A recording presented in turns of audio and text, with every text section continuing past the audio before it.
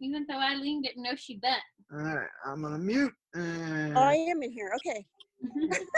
All right. I'm like, I don't know what I'm doing wrong, but I don't see myself. I don't hear myself. I don't know if you can hear me. No, it was because I think Kevin was confused because it was Sienna. Yeah. All right. Okay. I'm bring it back. All right. We got Pithy. We got Maureen. We got. Where's the Ina? David's here too. Yep. And there's Kevin. All right. Let's see. Kev won't let me get you, but you can hit on mute.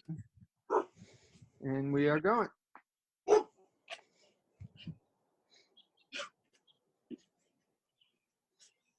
right, Worley. Yep. Are you unmuted? We don't hear as much. So I'm thrilled that the Mountain Time at 5 calls are allowing us to hear from other members of our movement. It's 5 o'clock, so therefore it's Mountain Time at 5 with the usual cast of characters and some new players as well. I will yet again remind folks to go ahead and register for the National Convention. You'll get a lot of benefits if you go ahead and register. Also, if you've got ideas for the convention, I'll remind folks again to be in touch with me or President Scott Labar, or go directly to the man and send an email to Office of the President at nfb.org and reach out to President Riccobono, who is absolutely looking for new and good ideas to figure out how we're going to construct a great national convention. Let me also remind folks that tomorrow, the communications team of the National Federation of the Blind will release another round of various affiliate Zoom calls, much as our Mountain Time at 5 calls, Pennsylvania, Ohio, a lot of great stuff from the Performing Arts Division. So you can check on various listservs to see the next week of Zoom offerings from our colleagues across the nation. I think that's all I had, Jessica, for today. All right, awesome. Well, don't forget, tomorrow we got another great Workout Wednesday. We're adding our first advanced workout. So we'll start out with the all levels workout. That's going to be an upper body and lower body workout. And then we're going to move into a more advanced ab workout at 5:45. So join us for that. On Thursday, we are going to have a awesome virtual volunteering call. That's going to be really fun. And on Friday, we're just encouraging everybody to attend the live presidential release, which will start at 6 our time. So tonight we are having a fantastic, tonight we're going to have a fantastic parents call. But before we get started, I'm going to turn it over to Scott to see if he has anything else. No, not really. I just want to thank all the participants, Tippy, Ina, David, and everybody else on the call. And I can't believe it. This is the 7th week we've been doing all these. I also want to encourage everybody to register for the convention. It will cost you exactly $0. And I want to have a huge presence from Colorado. There's no reason why we can't get 500 blind folks in our state to register for national convention. So let's get it done. All right, Maureen, do you have anything before we kick it off? I know she's with baby Logan, so she may not have anything for us, but also just remember to we do have our COVID-19 hotline. If anybody in Colorado having any difficulties related to COVID-19, you can call us 303-778-1130 extension 219, or email assistance@nfbco.org. All right, so welcome everyone. This is going to be a great panel discussion, and I'm not going to say too much about our panelists except that I think that they're all wonderful, and it's a real treat for us to get to hear from each of them tonight. They are all extraordinary blind parents, and I'm going to have them start this discussion by each telling us a little bit about themselves and their families. So let's start with Ina. Hi, everyone. My name is Ina Batron. I am a blind parent of 5 kiddos. My oldest is 14. Oh, excuse me, he turned 15 a month ago, and he's first year of high school. I have my daughter Sienna, who's 13. I have another daughter, who's 10, and two twin boys. They're 8 years old, and so we're all trying to live through this crazy pandemic. Yeah, that's all right now. Awesome. Fantastic. All right, let's grab over to Pippi. Hi, everyone. I am Pippi Adams, and I'm a single mom of an 11-year-old girl, and her name is Savannah. I moved to Colorado about 7 years ago, and currently I'm in Kansas enjoying a front yard while we go through this corona mess. Yeah, that's me. Nice. All right, and now David. Hello, I'm David Neatfeld. I was on last week, I think. Yeah, and I work at the Colorado Center for the Blind, and I've always heard all of these great techniques for being a parent and how to work with kids. And 2 years ago, well, almost 2 years ago, we applied those little lessons that I've heard for years and years, and we had our first kid, probably our only one. His name's Logan. He's 20 months years old, and he's lots of fun. Yes, he is. I can't believe all of these kiddos are as big as they are. When Kevin Kovacs and I first moved to Colorado, they were all babies, and Logan's still a baby, but he's a big baby now. All right, our first question is going to go to Pippi. Pippi, what has been your biggest challenge as a blind single parent?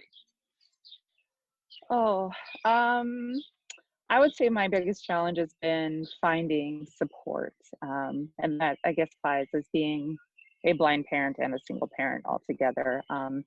They say it does take a village to raise a child, and that is definitely true. I was fortunate enough that before I moved to Colorado, so Savannah, by the time she was born until she was 4, I was always around family. So it wasn't all left up to me. And then I made the decision to go to the Colorado Center for the Blind, and was fortunate enough to bring Savannah with me because there wasn't another way for me to come.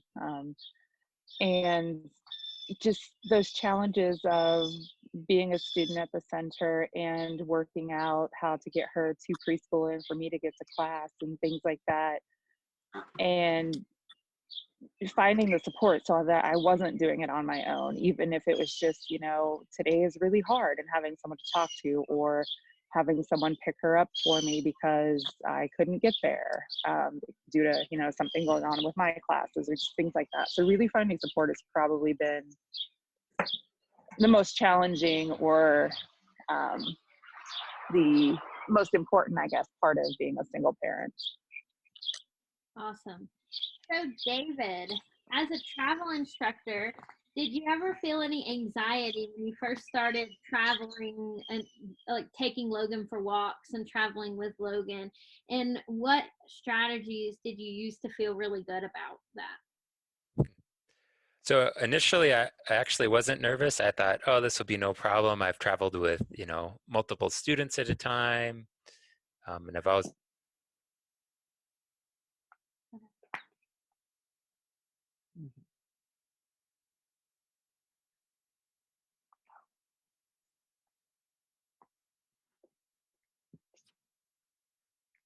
And said, well, be really careful, because she was scared. And then all of a sudden I felt nervous. So it was a little difficult. I would say certain things were harder. I would say I'm a pretty confident traveler, but even when it came to like crossing the road to get to the bus, crossing Broadway, I was extra nervous, and I was checking, making sure, double checking every little thing. Like, is anybody turning right? Is anybody turning left? Nobody's coming. Nobody's coming. And I think the whole way across the street, I was just flipping my head back and forth from side to side, trying to make sure nobody was coming and being extra vigilant about things. But in reality, just like everything else, it took a little bit of practice, a few times out, and I felt a lot more comfortable. I will say certain things like taking a stroller and pulling it behind you and crossing a street and remaining straight when it gets stuck in a pothole or, bounces off a crack or something, and you get a little extra nervous, can make it difficult as well. Again, it's just another thing that takes practice, and it is workable. But even with me, I taught cane travel 10 years before we had Logan, so I thought, oh, this isn't going to be a problem for me. But it's still a brand new experience and something to learn about. Awesome. So Ina, you have kids, they're all different ages with all different interests. How do you manage getting your kids everywhere they want to be when they when they have um such different needs? I have to say, the same as Pippi was saying, it takes a village, and I strongly believe it does. I mean, I am so thankful for my neighbors, staff at school. I mean, they see us walking around pretty much the entire city of, Littleton, Centennial. We go everywhere together, mostly on the bus, which is, our method of transportation. And so, like with everyone in the neighborhood, I was saying they're so helpful, they're so kind, and everyone pitches in. If I ever have to ask for, there's some places where Sienna, for instance, has gymnastics, and she's competitive, which means that she has to travel to Thornton, sometimes Elizabeth. There's so many different cities that we can't get to by the bus. And so a lot of our neighbors always ask for the people that she goes to gymnastics with. I don't want to rely on them, but when they have offered, it's very nice to have that help and that support.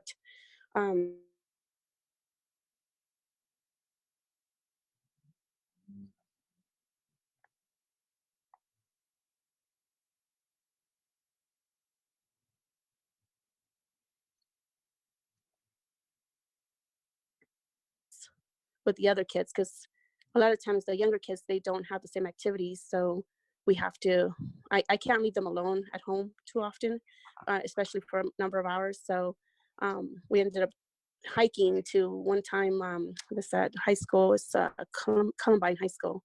The bus only took us as far as Littleton Station, so we ended up having to walk 2 miles. And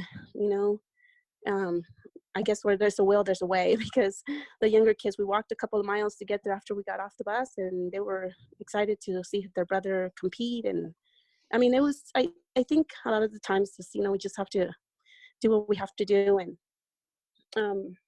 but like I said, I'm just very lucky to have that neighborhood support, and a lot of the people that see us walking around are always so, how do you do this? How do you manage getting everyone around? And it's like, well, sometimes you just have to, go the extra mile and find if someone can help you. If not, then, well, we'll have to take an Uber, but hopefully, we can rely mostly on public transportation. And since there's so many of us, the younger kids, I mean, they have some activities with the rec center, but it's local. So the YMCA and the Goodson Rec Center, they're pretty convenient to have. Like they have soccer, and they have basketball practice, basketball games. So like I said, a lot of the times it's mostly the bus, but I have to say that I do have to rely on a lot of people, and be thankful that they are there for us as well. Very nice. So this question, as everyone's going to have a chance to answer, and it's, before you had kids, tell us about something that you thought would be really hard, but that actually turned out not to be as hard as you thought it would be. And we'll start with you, Pippi.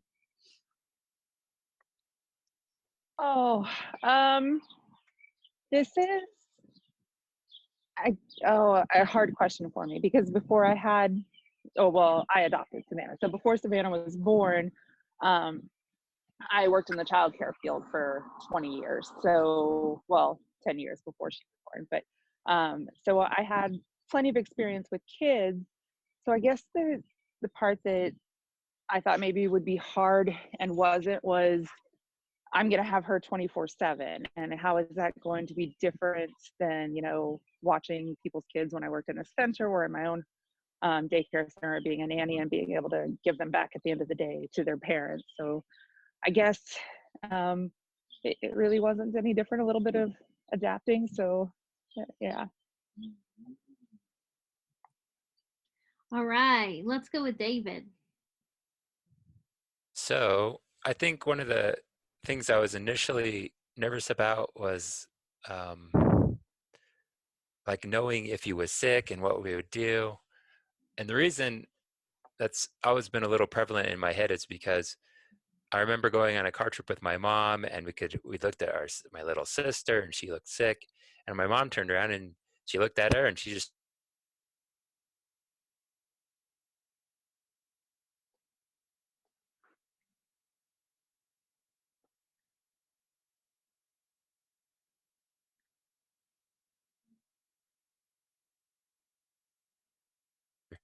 um, but be able to tell, like, is he feeling sick, is he not? And for me, I think, well, for me and Maureen, we both really take on little cues, like he's getting a little extra fussy, he's getting cranky.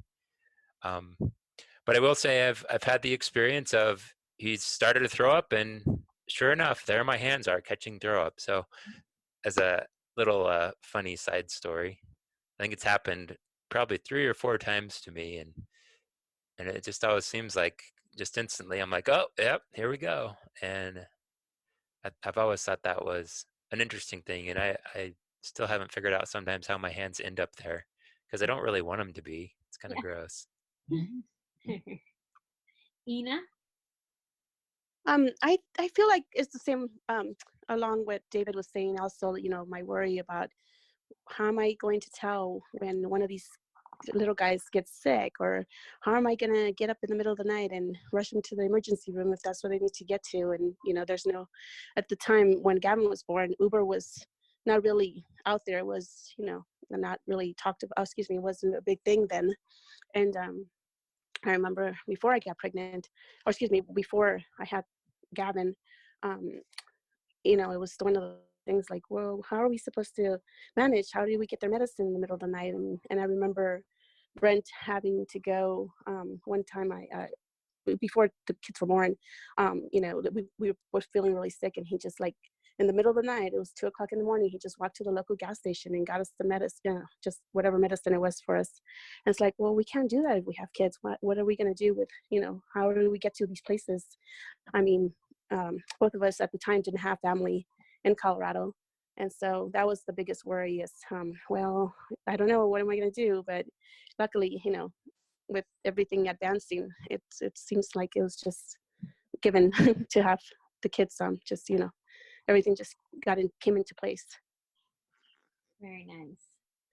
All right, the next question is for Pippi. So Pippi, what strategies do you use to monitor and assist Savannah with homework? So the first thing I would say is communication, and that was building good communication skills with Savannah, so that her and I have those, that good communication between each other. But then also going in and meeting her teachers and letting them know, hey, I'm blind, and I want to be involved in my daughter's life, and I want to be that, her school is part of her life, and just building the communication with them, like, I'm not going to be able to see her assignments or notes that she sent home. Can you, send them via email or call me, if it's a time sensitive note or something like that. And then also making sure that I was involved, like getting into the classrooms and just being involved in the classroom when I could be in, and going in and doing a presentation on blindness for the kids every year. And, it was also kind of a presentation for the teachers as well, because a lot of them haven't seen a blind person or, had much experience with blind people. So just building that communication and that relationship with the teachers, so that if I had questions, I could call, or, if they had concerns, they would contact me instead of sending a written note home. And then also making sure I follow up. One of her teachers wasn't super great about, emailing me and stuff. And so I would have to follow up with her, hey, this came home. Or, I heard about another parent, and I didn't receive an email or anything. Can you explain to me exactly what is going on? So I guess also using other parents for, becoming friends with them, and just using them as well. Not using them, but Yeah. communicating with them and building those relationships with the parents and the schools as well. Like Savannah has had a good friend since first grade, and like I'm really good friends with her parents now, and the girls have gone to school together since then, and they're actually going to the same middle school next year. And just so we communicate different things. Like if I get something, kind of like, hey, did you see this, or that kind of stuff. So we do that. And then as Savannah has gotten older, I have put some of that responsibility on her, because like she is 11 and going into middle school, and if an assignment is due, or the biggest issue we had this past year, she has a reading log that I have to sign every day to say that she's reading, and she has to turn it in on Fridays. Well, I've given that responsibility to her. If you don't ask me to sign it and it doesn't get signed, that's your problem. You're 11 now, and that's kind of a responsibility you need to take on yourself. So passing some of those responsibilities off to her so that she's learning in the process as well. Awesome. So David, Logan is getting into that getting everywhere and into everything stage. How do you effectively monitor him and keep up with what he's doing? Well, I want to say that we believe that he should be independent, so we let him do what he wants, but that's not true. So it's not too hard. He really is still giving himself away. Like he's recently been climbing on top of the couch, which is right in front of the window, and climbing on the windowsill. Sometimes he lays on it like a cat. Sometimes he grabs the curtains and he hides behind them. But usually if you walk in the room, or if you glance at him, he'll say dad, or he'll giggle or something, because he knows he's doing something he's not supposed to. He really does give himself away a lot these days. The other one he likes to do is climb into the drawer on the TV stand, and again you can even look at him, and I'll stand up, and he'll just start. He thinks it's hilarious that he's in the drawer, and it's a good time, really, for the most part. There's definitely things to worry about. We don't want him falling off the windowsill, of course. So we take him off, and we tell him he's not supposed to be there, and sure enough, a little bit later, he's probably back up there. But I think it's just being persistent, and just being aware of what your kid is. You're not going to go in the other room and just leave him in there. Just being where he is, so that we can, make sure that we can hear what he's doing, hear where he's going, or hear that he's not making any noise. I think that's always a great giveaway too. Nice. So Ina, as a stay-at-home mom, do you ever feel isolated? And if so, what do you do for yourself? I have to admit, I don't feel very isolated most of the time. There's so many things to do when they're in school, and part of it is, in going to the school to volunteer some of the time, even if it's only going for story time and reading them a small book, because the twins are in second grade, so they still have feel like more of a connection with the younger kids, where I can go in and sit down and read a story, or have them read to me is what I usually go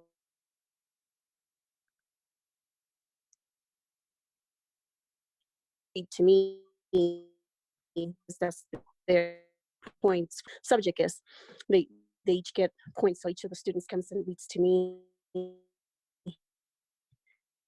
and I was like, even though I can't word, how would you think that's pronounced, or because they're reading books to me, and so this is the way I can help them, feel like they're reading for this 15 minutes per kid, and there's usually 20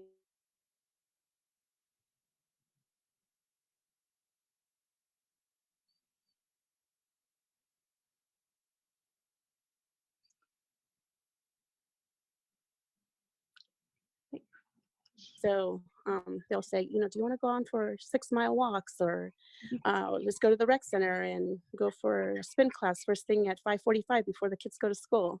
So I feel like that bond is here with I've developed with a lot of the parents from the kids' school, and they've gone to the same schools, elementary, middle school.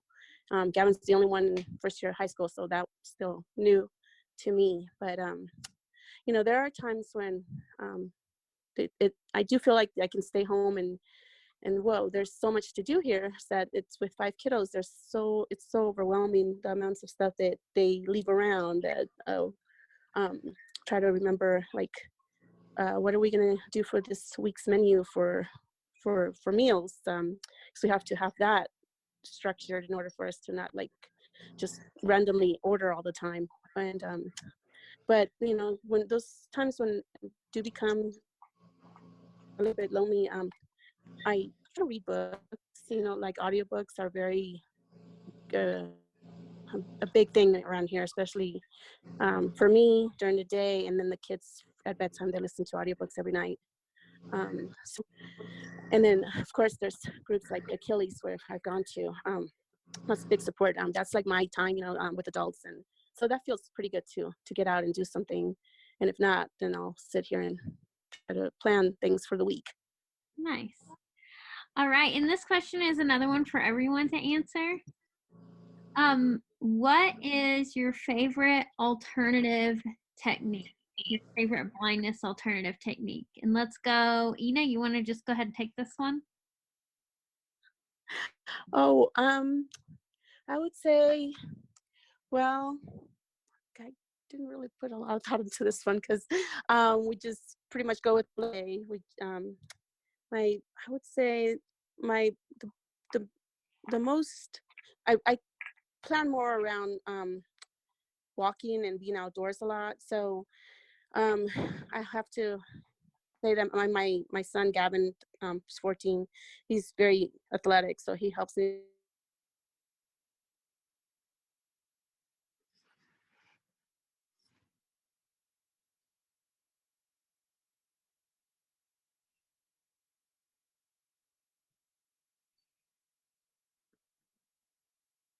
The kickball that has like a sound to it, and so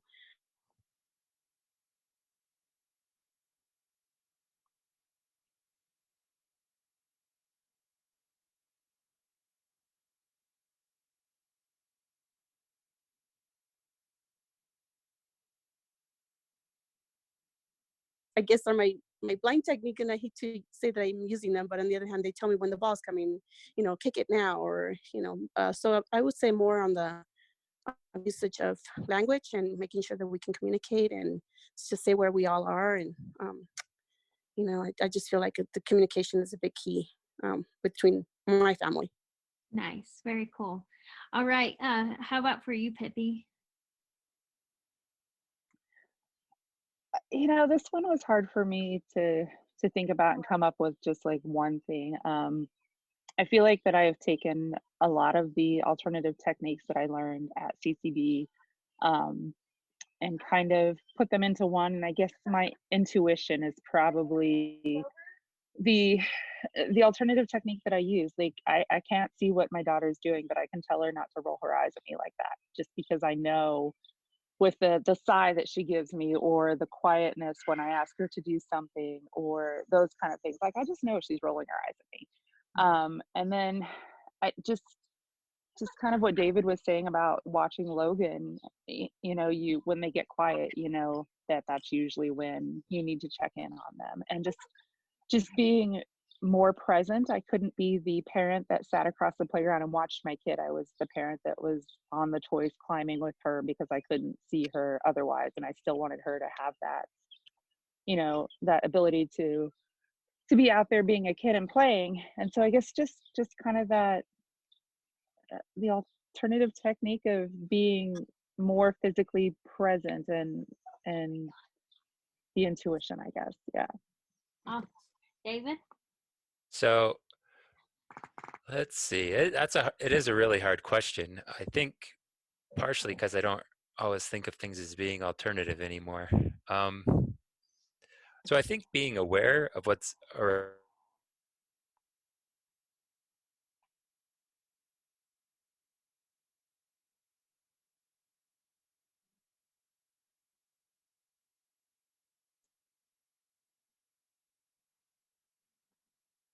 life of me could not figure out what he was pointing at. So I just told him it was the roof, and we, moved on to the next thing.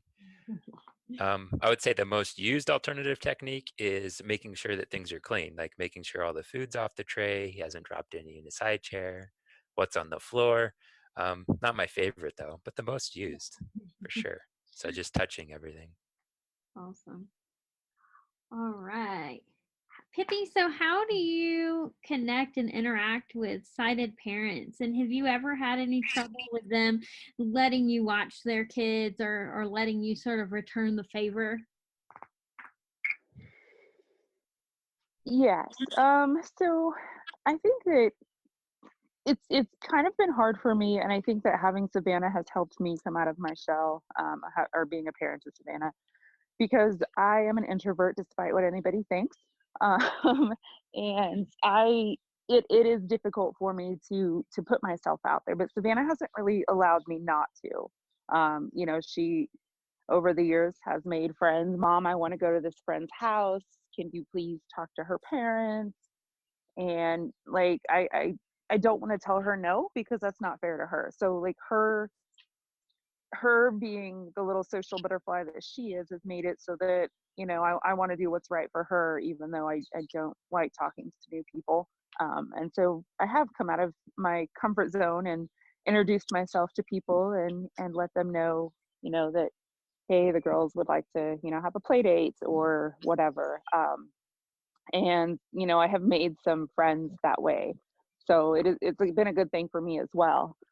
As far as people letting me watch their kids or feeling comfortable, I would say that I try to get to know parents first and build that relationship with them and show them that Savannah doesn't dress me, and Savannah doesn't take care of me, that I'm still the parent, so that they realize that I am a person first, and blindness is just a characteristic. And so I don't tend to ask if they can come stay the night until I know that they are comfortable, and I can usually just tell by their how they talk to me, or we will go and take the kids to the park or something like that first, and so they can see how I interact with with Savannah and with their children at the park, kind of thing, before I ask if they can come over. Yeah, so I haven't really had any problems with people letting me watch their kids, just because I kind of try to cut that off first. Nice.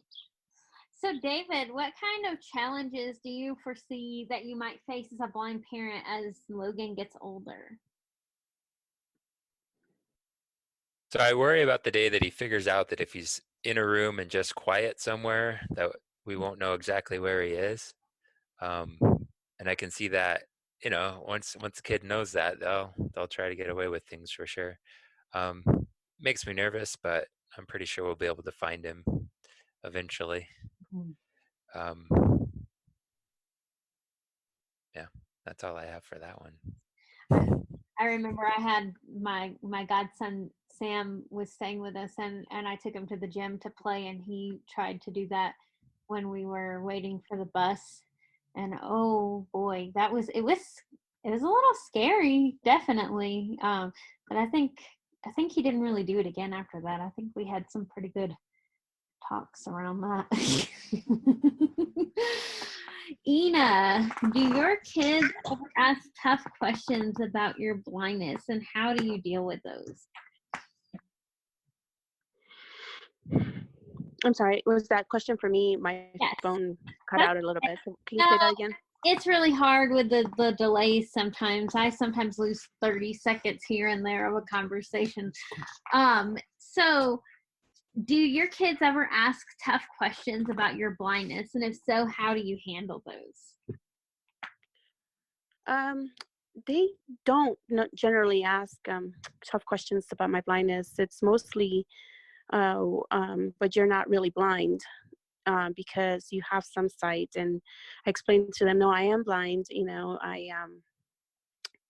I try to explain to them over and over again, I may be able to walk next to you and, follow you, but I am a blind person. And, I think the most difficult one, not necessarily about blindness, but it's when their friends are around and they don't want to discuss, oh, well, my mom's blind, and so I'll just tell their friends, I'm like, I'm a blind person, and I've had to say that around different occasions with even Sienna's 13 and Gavin being 14. There has been a difficult moment here and there where their teenage friends, they just met me and they're not aware of how we do things around here. For example, we're playing a board game, and so the kids have to read to us the trivia questions or whatever, especially because they're always mostly in print, and they're playing their board games. So their friends start coming over, and next thing I know, they're looking at me like, what's going on? Why can't she read the card herself? And this is how we play the game. Both parents are blind.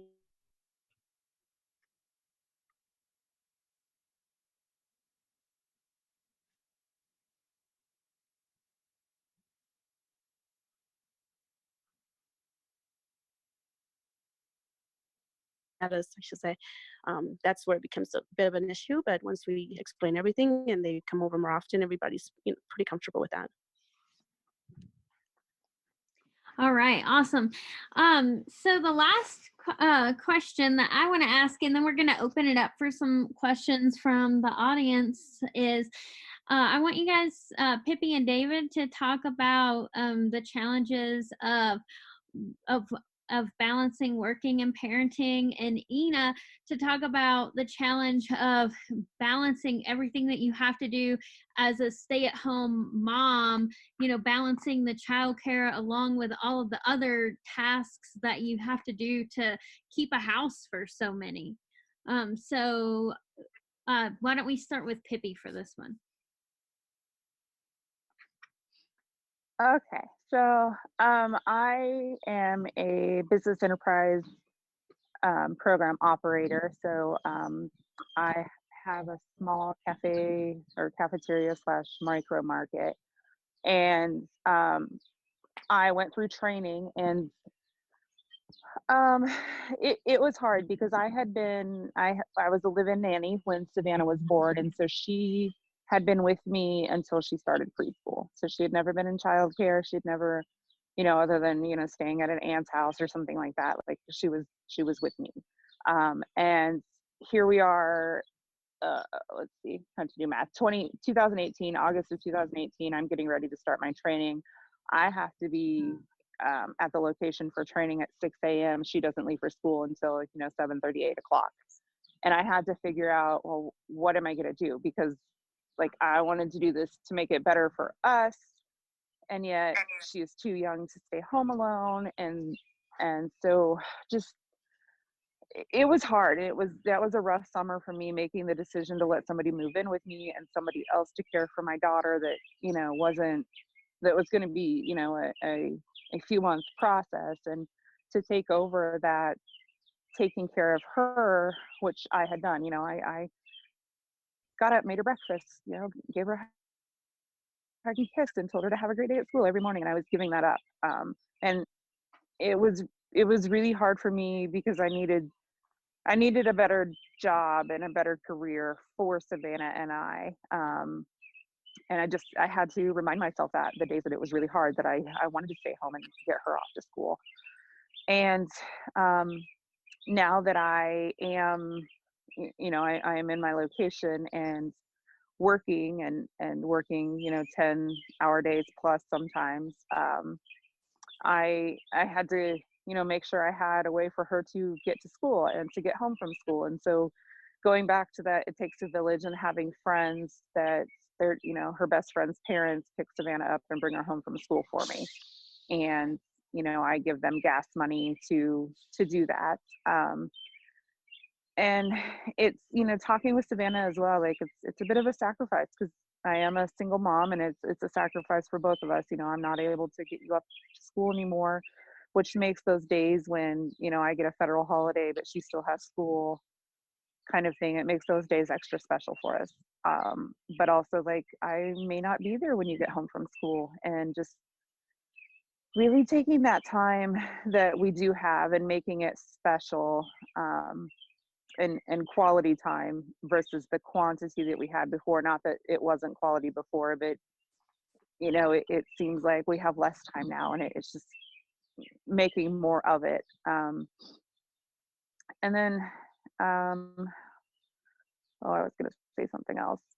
Oh yeah. So now that Savannah is getting older, just putting some responsibilities on her, like things that she needs to learn. She, like I said, she's 11 and she's growing up, and she needs to start doing more chores around the house and things like that to help the family, but also for her to learn as well. So if you, where I may have done everything for her before, like, she can help me, sweep the floor. She can start doing, learning how to do her own laundry. And like, we have 2 bathrooms now. Her bathroom is her responsibility to clean and take care of. And if she's low on toothpaste, like, instead of me going and checking, like, she needs to make sure, those little things like that, just giving her more responsibility within our family as well.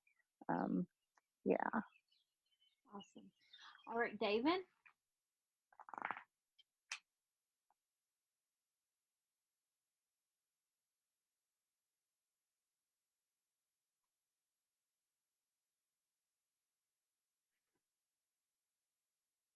As soon as I knew that we were having Logan, I always knew that I was going to go back to work and Maureen was going to be a stay-at-home mom. And because of that, I was, it was just part of the plan. I think life would be a whole lot different if I was all on my own. I think if I didn't have Maureen here, I'd probably be pulling my hair out or had gone gray already. But with Maureen here, I always have somebody to fall back on. And so I feel like there hasn't been a whole lot of challenges, really. I think living day by day and figuring things out as they come works pretty well, especially when you're a parent. Ina?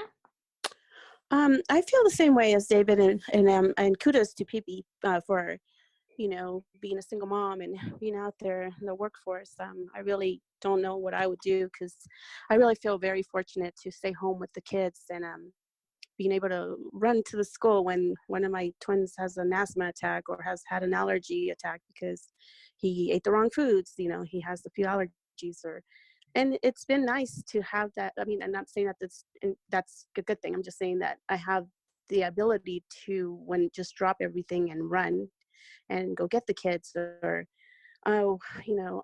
Gavin had his homecoming dance last fall, and Olivia had a basketball game at the same time, so I'm dropping her off at basketball, and I'm going to get Gavin to take him there because he tells me an hour prior to the dance that that's the same day that it was.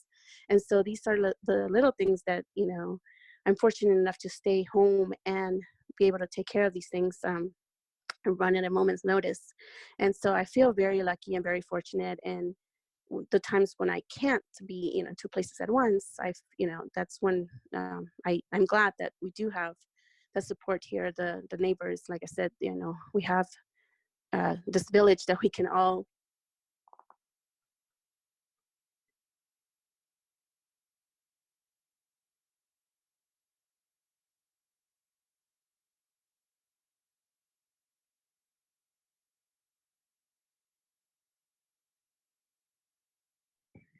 now, because there's 3 times that they're home now. So whenever we all sit down at the table, Dad right there, it just seems like the connection and the ability to do so I feel very fortunate and very thankful that I am able to do that for them. That's fantastic. All right. Let's see if we have any questions. Yes. Star Good, 9. Good. Yes. Well, I was going to jump in real quick and just say we're fortunate, all 3 of you, to have you guys. You guys are. I'm moved by your presentations, by the way you answer the questions. I just am inspired by the 3 of you. So thank you for being such wonderful friends and great colleagues. One of the things I found beautiful, David, you said, someone asked, the question was about the alternative techniques, and you mentioned a couple of things. She's, well, I guess they're alternative. I don't really think of them as alternative anymore. And I think that's really poignant, because I think that's the way most of us are, whether it's our parenting or living life as a blind person. And I think people new to blindness wouldn't get that, would struggle with that. Whereas I'm like you, I don't think of much of anything I do as alternative. It's just different. And it comes so natural after a while. And then I love, Pippi, thank you so much. I love the fact that basically your answer about raising the kids, just being there, being present. And I just think that's absolutely right. Simpatico with the child, and I guess for me, creativity. It's like you just make it up as you go along, and it works just fine. I wanted to say that, we have a blind parents division in Colorado. We're interested in growing that. So if folks on the call want to help us do that, you can be in touch with us and we can do some of that. And I wanted to mention that as well, Jess. Thanks. All right. If we have any questions, We have *9 for dial in, Alt Y on the Windows computer and under the More section on the app.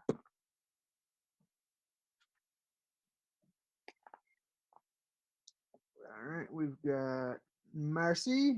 You can hit on mute there, Marcy. There you go. Hello, everybody. Hello.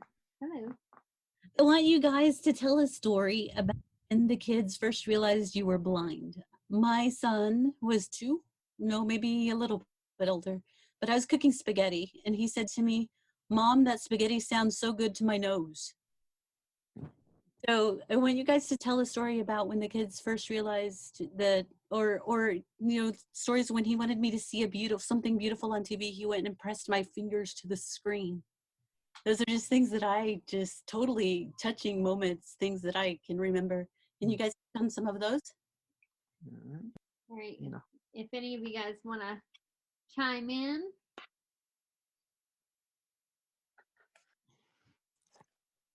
Pippi or Ina, I don't really have anything. Right. I'm trying to think back. Yeah, like I can think of my niece because I'm here now and she's 4. Like I don't remember any stories from Savannah, but I just the other day my niece, I'm still trying to work with her on that I can't see, and she's like, look over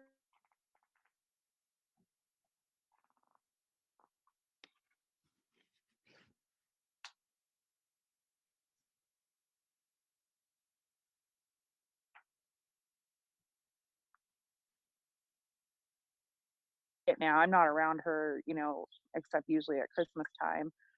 So she's starting to get it now that she will put my hands on things instead of, look over there, that kind of thing. So The only thing it comes to mind is when, like I said, when we're playing kickball or even baseball, they'll bring, I don't hit the ball with the bat, but they'll bring me the ball for me to throw it, and they'll tell me where to throw it to. That's what I can remember, at least most recent, is, tell me where, and they'll bring it to me as opposed to like throwing, they'll hand it to my hand so that I can throw it, and hopefully they'll be able to manage where it lands. Nice. All right, do we have any other questions? We've got John. Okay, muted me and he muted me back. I don't know. You're not muted. Yeah, you can hear you. I can hear you. Oh, you can hear me? Yep. Yeah. Okay. Well, my name is John. I'm from California and I have 2 kids. One is actually turning 17 next week on May 4th, and the other one is going to turn 13 in August. So the story that I have is when my youngest daughter, kind of wanted me to see something, instead of me saying to her, I'm blind. I said, well, she must have been around 9 or 8 or 9, and she always forgets, that I'm blind. So I say to her, so why don't you tell me about it? Why don't you tell me what you think about it? So instead of me saying, I'm blind, I can't see, it's more like on her level, like, tell me what you see, tell me what you think about it. It is beautiful. Tell me what colors you see. So in that way, I'm using, her own intelligence or her own intellectual thing to tell me and getting information from her rather than make it about blindness, because I don't think blindness is just a characteristic, and like the other participants were saying, alternatives, it comes natural. It's not an alternative anymore. It's more like you do it so naturally that it's not an alternative anymore. It's just something that you do, it's something natural, and my kids got accustomed to it.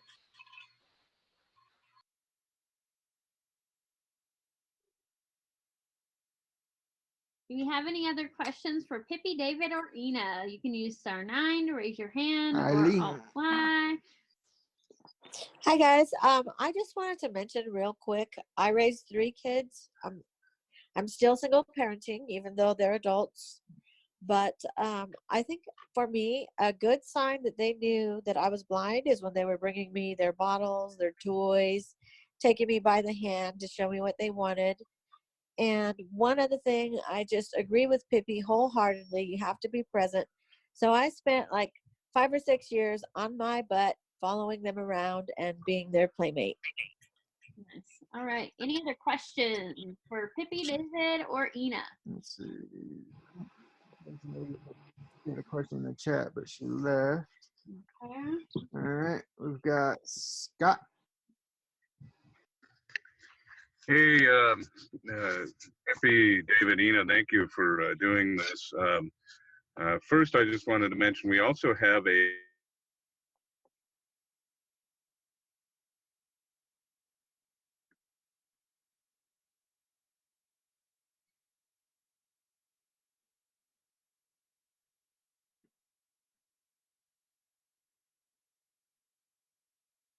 kids are 15 and 17, so we're dealing with all the usual drama that goes with teenagers. And for me, one of my most memorable moments in my life, one of my favorite moments is when Alexander was, I don't know, I think he was 3. We were at the Inglewood Light Rail Station, and he loved trains at that time, just fascinated by them. And he was in his stroller, and I think we were coming back from a NFB chapter meeting or going to one, something. But anyway, a train was down the track a ways. You could hear it coming, and Alexander was asking me, well, how are you going to tell that the train is here? And before I could even say anything, he said, oh, I know. You'll hear it. You'll know when the train's coming, won't you, Daddy? You'll hear it. And that is, that's just, that the kids get it, and they get it a lot better sometimes than adults get our blindness. And it's anyway, I just wanted to share that. Yeah, all right. Got 2 more. We've got phone number 9862. It ends in 9862. Hi, that's me. I am newly diagnosed being blind. I just lost my vision in August. I have 2 girls, ages 8 and 11. I basically don't know how to, I know how to parent, obviously, because I've been doing it for 11 years, but now I feel like they have to show me certain things, and it's an odd relationship now, like as far as crossing the roads and things like that. How can you still get your point across that you're the parent, but I don't know, I'm kind of scared to cross these main roads still. Is there like a group that I can connect with for newly blind parents that, had children already? Absolutely. Pippi. Go ahead, Pippi. I was just going to say that the National Federation of the Blind, the national program has a mentoring program for blind parents, and they would connect you with someone local to you, hopefully, and that way, they could answer specific questions for you, or kind of, just mentor you through it. What area? Yeah, because I'm in New York State. I'm still a stay-at-home parent, but I work mostly with the PTA and stuff. So it's just my husband's a truck driver, and he came off the road to help now too. But it just basically, obviously, everything's turned upside down, and I want my kids to feel comfortable, which they seem more comfortable than my husband does, to be honest, about this whole stuff. But, you know, because I feel like kids are more open-minded. Not that he isn't, but you know what I mean? He's just, kids are more accepting with things like this. Sure. Well, and a lot of it will just be as you gain more techniques and you'll feel more comfortable and more empowered in your own abilities as a blind person. And so some of it is just going to be a journey, but we would definitely love to, if we can get your contact information after the call to try to connect you, you know, so that we can get you hooked up with a great mentor. Thank you. Of course. So if you don't mind just staying on a second after, we'll catch your email address and phone number, and I'll connect you with some folks. Okay. Okay. Thanks. I cut out, this is Kevin Worley. I cut out for a minute. Where are you from? New York. Syracuse. Well, near Syracuse, New York.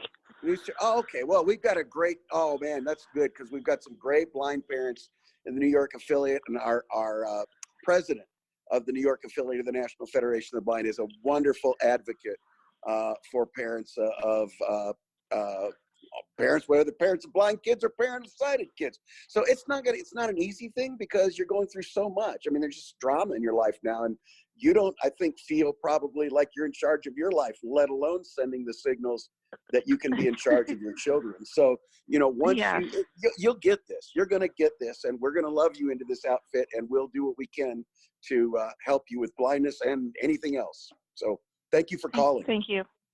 All right. So yeah, just stay on after we end the call, and we'll get all your stuff. Okay. All right. We've got one more here. Phone number ending in 4172. Hi, I'm obviously not a parent, but I'm sure it can be useful to someone out there. But have you had any situations where your kid or kids have had to have their prescriptions filled, and knowing how to take the right dosage? I mean, stuff like that. I mean, how do you deal with that kind of stuff with your kids? All right. You want to jump on that first, Ina, and then we'll get the other? Yes, well, my kids do have asthma and a lot of other allergies. And so primarily when I have received them from the pharmacy, they're really good about, how can I help you measure this? So what can I give? So and a lot of times, you know, they have already, let's just say, like syringes for the medicines, and they'll tell you, this is a 5 milliliter syringe, this is a 10 ml. And so a lot of times if you just, what I did when I first started this, I would tape like the 5 ml syringe to the bottle, let's just say like the Tylenol or whatever they're taking, to the bottle, so I know when they're taking it, or how much they're taking it. So it would be that particular syringe for that medicine.